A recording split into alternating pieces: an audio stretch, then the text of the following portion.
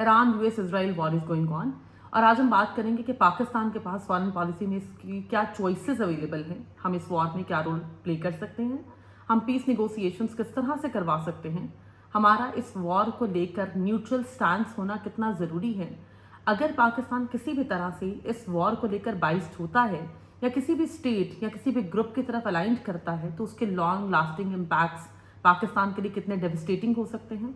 हम ये बात करेंगे कि इस वॉर के अंदर पाकिस्तान का जो किरदार है वो बहुत ज़्यादा लिमिटेड रहना क्यों ज़रूरी है, ताकि पाकिस्तान लॉन्गर रन में अपने आप को किसी तरह के भी रीजनल थ्रेट से बचा सके।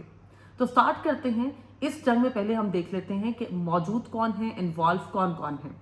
आपको पता होना चाहिए कि ईरान का मतलब है कि ईरानी बेस्ड जो आपका पूरा शिया ग्रुप्स हैं या शिया कंट्रीज हैं, वो पूरा का पूरा जो है ईरानियन बैक्ड जो है वो ग्रुप बनता है। अगर हम इजराइल की बात करते हैं, हम यूएस की बात करते हैं, तो इसके साथ एक ग्रुप अटैच हो गया जिसको हम कहते हैं Gulf countries. Why is that so? क्योंकि गल्फ कंट्रीज के अंदर यूएस मिलिट्री बेसिस मौजूद हैं जिनको ईरानी स्ट्राइक्स के थ्रू, ड्रोन अटैक्स के थ्रू टारगेट किया गया है। उसमें आपको अर्दन मिलता है, कतर मिलता है, यूएई मिलता है, even kingdom of Saudi Arabia मिलता है, and the list goes on like this. तो यहाँ पर हमें ग्रुपिंग तो क्लियर होगी कि ये ग्रुप है।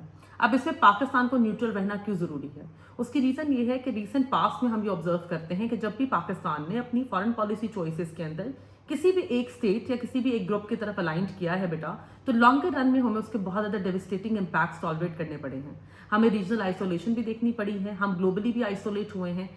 मोस्ट इंपॉर्टेंटली हमने बॉर्डर इनसिक्योरिटी को भी टॉलरेट किया है, बॉर्डर सेंसिटिविटीज को भी टॉलरेट किया है, और किसी और की जंग जो है वो हमारे मुल्क का हिस्सा बन गई है, जिसको हम कहते हैं वॉर विद इन स्टेट। मैं बात कर रही हूँ वॉर ऑन टेरर की, जब हमने अमेरिका को सपोर्ट करने के लिए ग्लोबल वॉर अगेंस्ट टेररिज्म उसको सपोर्ट किया 2001 के बाद। उसके बाद अब देखें कि America left the land of Afghanistan, और 2021 के बाद से लेकर अब तक पाकिस्तान बॉर्डर सिक्योरिटी के ऊपर जो है परेशान है। पाकिस्तान जो है अफगानिस्तान की हरकतों से परेशान है। अफगानिस्तान बाकायदा तौर पर पेनिट्रेट करवाता है यहाँ पे दहशतगर्दों को, बाकायदा तौर पर यहाँ पर सुसाइड अटैक्स जो हैं वो कंडक्ट किए जाते हैं, हमारे लोगों को टारगेट किया जाता है। तो यहाँ से हमने ये तो लर्न कर लिया है, वी लर्न फ्रॉम हिस्ट्री, कि हमने किसी भी एक ग्रुप के साथ अलायंस जो है वो अपना नहीं बिल्ड करना, हमने अपनी चॉइसेस देखनी है, हमने अपना नेशनल इंटरेस्ट देखना है। And I am very happy about one fact in this war कि पाकिस्तान को पता है कि हमने अपने स्ट्रेटेजिक इंटरेस्ट को, अपने नेशनल इंटरेस्ट को कॉम्प्रोमाइज नहीं करना। नो डाउट इन दैट कि पाकिस्तान के ऊपर बहुत ज़्यादा इमेंस प्रेशर है कि पाकिस्तान अपनी एक पोजीशन शो करे कि आपका टिल्ट किस तरफ है। ये मैं क्यों कह रही हूँ? क्योंकि Pakistan recently cracked an agreement with kingdom of Saudi Arabia which is known as SMDA, ठीक है, स्ट्रेटेजिक म्यूचुअल डिफेंस एग्रीमेंट। ठीक है, इसका पर्पस ये था कि किंगडम ऑफ सऊदी अरेबिया ने ये क्लेम किया था कि अगर पाकिस्तान के अगेंस्ट कोई भी एक्ट ऑफ वॉर होता है तो वो सऊदीया के अगेंस्ट भी समझा जाएगा, and it's a vice versa, यानी अगर कोई सऊदीया पे अटैक करता है तो पाकिस्तान भी रिटेलिएशन शो करेगा। अब क्योंकि ईरान ने थोड़ी सी मिसकैलकुलेशन की है और वो गल्फ कंट्रीज को टारगेट कर रहा है ऑन दिस वेरी कॉज कि बेसिकली अमेरिकन जो मिलिट्री बेसिस हैं उनको हम टारगेट करने की कोशिश कर रहे हैं, बट एक्ट ऑफ वॉर तो हो रहा है, बट स्टिल पाकिस्तान ने अपनी एक न्यूट्रल पोजीशन को मेंटेन किया हुआ है। ऐसा क्यों जरूरी है? ऐसा सिर्फ इसलिए जरूरी नहीं है कि हमें ऑब्वियसली ये थ्रेट है कि लॉन्गर रन में हम इस वॉर का हिस्सा ना बन जाएं, या फिर वॉर का हिस्सा बनने के बाद हमें वही कॉस्ट ना पे करनी पड़े जो प्रीवियस वॉर्स में की गई है, बल्कि साथ ही साथ बेटे हम इस चीज को लेकर बड़े कॉशियस हैं कि अगर हमने इस वॉर का हिस्सा बना तो ईरान के साथ हमारा बाकायदा तौर पे बॉर्डर अटैच्ड है, which is basically known as Taftan border, और ईरान जो है वो आपके एक प्रोविंस के साथ अटैच्ड है, या वहां से उनका बॉर्डर अटैच्ड है, which is basically your Balochistan province. अब अगर हम बलूचिस्तान की बात करते हैं तो वहां पर आपको ये समझना जरूरी है कि Balochistan is the least developed province as well, and साथ ही साथ वहां पर जो पॉपुलेशन डेंसिटी है या पॉपुलेशन एग्जिस्टेंस है वो बेसिकली इस तरह है कि 400, 500, 600 किलोमीटर तक कुछ भी नहीं है, फिर आपको एक स्मॉल डिस्ट्रिक्ट मिलता है। दैट मीन्स कि उसको कवर करना सिक्योरिटी वाइज पाकिस्तान के लिए बहुत मुश्किल है। ऑलरेडी बलूचिस्तान एक्सपोज्ड है जब भी हम बात करते हैं अफगानिस्तान बॉर्डर की या अफगानिस्तान से होने वाली टेररिस्ट इन्फिल्ट्रेशन की, जिसके लिए हम यूज करते हैं चमन बॉर्डर वगैरह का नाम। अगर यही सेम चीज जो है हमें दोबारा मिलती है या हम ऑब्जर्व करते हैं इस चीज को कि अगर हम ईरान वॉर में इन्वॉल्व हो जाते हैं, अपने आप को इंगेज करते हैं ताकि हम अपना अलायंस शो कर सकें, या हमारे जो एक सिक्योरिटी एग्रीमेंट्स हैं जो हमने क्रैक किए हैं उसकी एक रेलिवेंसी के लिए, तो एक बात याद रखें कि आप बलूचिस्तान को मजीद एक्सपोज कर देंगे with reference to Iran as well. पूरा का पूरा आपका ताफ्तान बॉर्डर, और फिर वहां से बाकायदा तौर पे शिया मिलिटेंट ग्रुप्स की इन्फिल्ट्रेशन इन पाकिस्तान, उसका लॉन्गर रन में इम्पैक्ट जो है वो बहुत डेविस्टेटिंग होगा, क्योंकि पाकिस्तान जो है वो बलूचिस्तान के ऊपर बहुत ज्यादा बेट कर रहा है। Why is that so? Because of China Pakistan economic corridor, because of Gwadar, because of the Chinese investment in that very specific province.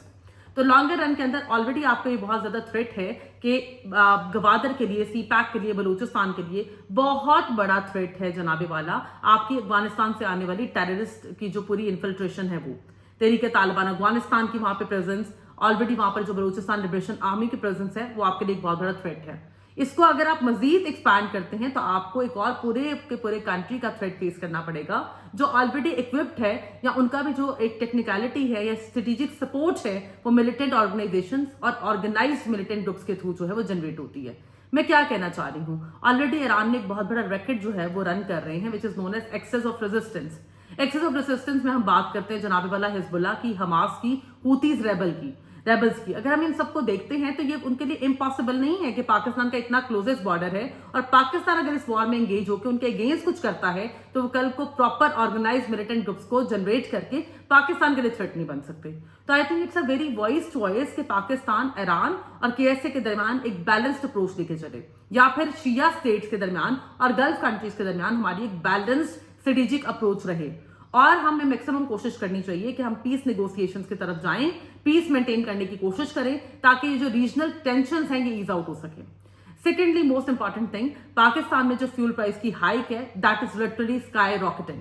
अगर ये वॉर जो है इसी तरह कंटिन्यू रहती है और पीस नेगोशिएशंस जो है वो नहीं की जाती हैं तो दैट इज फॉर श्योर कि फ्यूल जो प्राइसेस हैं वो बहुत ज्यादा मजीद बढ़ाई जाएंगी, बिकॉज आपके पास उतने रिजर्व्स अवेलेबल नहीं है, आपकी फ्यूल कंजम्पशन तो ऑब्वियसली है, that is very much there. तो उसकी वजह से आपकी पूरी की पूरी जो प्रोडक्शन कॉस्ट है वो डिसरप्ट होगी, आपका पूरा का पूरा इंपोर्ट एक्सपोर्ट कल्चर जो है उसके ऊपर इसका इंपैक्ट आएगा।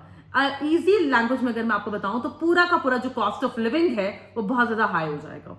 तो इट्स हाई टाइम कि पाकिस्तान एट मोस्ट एफर्ट्स करे कि वो किसी भी तरह ईरान और गल्फ कंट्रीज को वन पेज पे लाए। इससे क्या होगा कि Gulf countries can play a role of a mediator as well between Iran and between US and Israel, and that is very very important to subside this war situation, to ease out the regional tensions, global tensions, and most importantly the obviously pricing and obviously the disruption of global oil market pricing।